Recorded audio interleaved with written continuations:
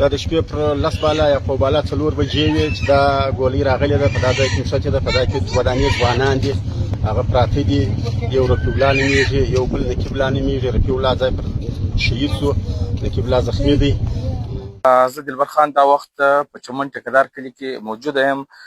چې پرون مخصن د کلي خلک دا وایي چې دلته یو ډېر غټه ګولۍ وموښتله پر دا دیوالۍ کې په دې